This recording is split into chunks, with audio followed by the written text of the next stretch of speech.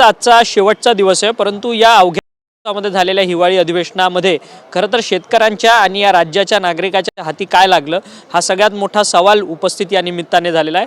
या सगळ्या संदर्भात बातचीत करण्याकरता आपल्यासोबत राष्ट्रवादी काँग्रेस शरदचंद्र पवार पक्षाचे प्रदेशाध्यक्ष आणि विधान परिषदेचे गटनेते राष्ट्रवादीचे शशिकांत शिंदे सर आहेत, जे की गेल्या अनेक दिवसांपासून या अधिवेशनामध्ये आक्रमक भूमिका मांडतात आहेत। सर, खरं तर 7 दिवसाचं हे केवळ अधिवेशन झालं। 7 दिवसाच्या अधिवेशनामध्ये तुम्ही देखील फक्त तुम्ही विरोधक म्हणून एकदाच आंदोलन केलं। वारंवार या आंदोलनाचा तुम्ही देखील उल्लेख करतायत की आम्ही विरोधक म्हणून एकदा आंदोलन केलं। मी वारंवार तोच प्रश्न विचारतो की या राज्याच्या नागरिकांच्या हाती काय लागले हे 7 दिवसाच्या अधिवेशनात? नाही, पहिल्या वेळा नागपूरला जेव्हा अधिवेशन होतं तेव्हा नागपूरच्या अधिवेशनाच्या वेळा एक वेगळ्या प्रकारचं हे असं की नागपूरला काहीतरी मिळेल, नागपूरला तशा प्रकारची मदत मिळेल, अशा प्रकारचा सुधार शेतकऱ्यांचा आणि सर्वसामान्य लोकांच्या अपेक्षा असतात।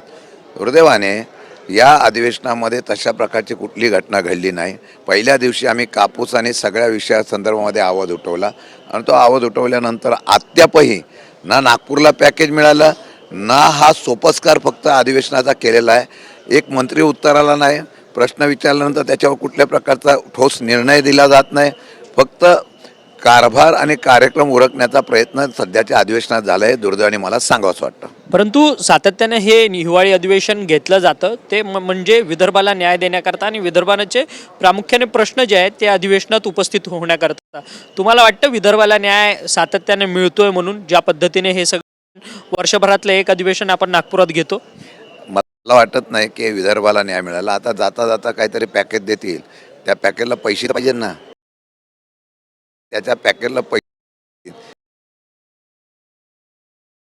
30,000 दिले, 35,000 दिले, कोटी रुपये दिले, मदत केली असं सांगून मोकळे होतील आणि मग लोकांना वाटेल अरे आपल्याला फार मदत झाली, पण त्याचा प्रत्यक्षात कृतीत काही येत नाही। या इतक्या वर्षाचा अनुभव आहे। माझ्या माहितीप्रमाणे विदर्भाच्या जनतेने सुद्धा आता त्याचा विचार करणं गरजेचं आहे असं मला वाटतं।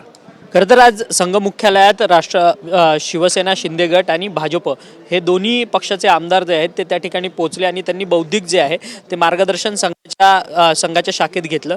राष्ट्रवादी काँग्रेस अजित पवारांचा पक्ष अनुपस्थित होता, परंतु तो देखील महायुतीत सामील झालेला आहे। तुम्हाला वाटतं शाहू फुले आंबेडकरांची जी विचारसरणी सातत्याने अजित पवार म्हणतात ती त्यांनी बदलली आहे, फक्त ते नाव टिकवण्याकरता ते अनुपस्थित राहिलेले आहेत या सगळ्या कार्यक्रमाला? महायुतीच्या माध्यमातून तिघांचा असलेलं या ठिकाणी सरकार चालू आहे। विचारधारा वेगळी असली तरी धोरणं भाजप राबवत आहे, त्यामुळे त्या विचारधारेशी किती त्यांनी फारकत घ्यावी, कसा निर्णय घ्यायचा हा त्यांचा प्रश्न आहे। परंतु मला असं पण कानावर आलेलं आहे की भविष्यकाळामध्ये एकनाथ शिंदे यांनासुद्धा भाजपमध्ये मर्ज व्हा अशा प्रकारचा दिल्लीने आदेश दिले आहे। त्यामुळे एखाद्या वेळेला पहिली सुरुवात म्हणून संघ कार्यालयामध्ये जाऊन हे सगळं कशा प्रकारचं एकत्रीकरण करायचं असं त्या ठिकाणी मार्गदर्शन करण्यासाठी गेले असतील। खरं तर सातारा तालुक्यातील जावळीमध्ये एक ड्रग्ज रॅकेट समोर येताना पाहायला मिळतं। तिथं एका लॉजवरती छापा टाकण्यात आला, त्यावेळेस तिथे मोठ्या प्रमाणात ड्रग्सचा साठा वगैरे सापडण्यात आलेला आहे। खरं तर उपमुख्यमंत्री एकनाथ शिंदे यांच्या जवळचं कुणीतरी व्यक्ती आहे असा आरोप जो आहे तो सगळ्या राजकीय क्षेत्रातून होताना पाहायला मिळतो। या सगळ्या संदर्भाची अधिकची माहिती आहे का? तुम्ही स्वतः सातारा लोकसभा मतदारसंघातून निवडणूक लढवली, अनेक वेळा तुम्ही तिथंचं प्रतिनिधित्व केलेलं आहे, काय या सगळ्या संदर्भात? खरं म्हटलं तर मागे सुद्धा आणि आज कालसुद्धा मी सभागृहामध्ये हाच सांगितलं आहे की या असलेल्या महाराष्ट्राच्या आजूबाजूच्या शहरामध्ये ड्रग्सचे एमडीचे कारखाने आहेत। कराडला सुद्धा उद्ध्वस्त झाला सगळीकडं, पण आज असं की दुर्गम भागामध्ये असलेला, म्हणजे किती प्लॅनिंगने काम करतात, दुर्गम भागामध्ये असलेला हा एमडीचा कारखाना ज्यावेळेला पोलिसांना सापडतो मला माहीत नाही, परंतु कोट्यावधी रुपयाचा माल तिथं जप्त केला जातो। आणि दुर्दैवाने ज्या असलेल्या उपमुख्यमंत्री एकनाथजी शिंदे यांच्या गावाच्या बाजूला तो कारखाना आहे असं सांगितलं गेलं आणि तेवढं जर असेल तर तिथे कायम स्वरूपात पोलिसांचा राबता असतो। ज्यावेळेला उपमुख्यमंत्री एकनाथ शिंदे तिथे येतात त्यावेळेला पूर्ण प्रशासन तिथं असतं। ह्या प्रशासनाच्या हे लक्षात कसं आलं नाही?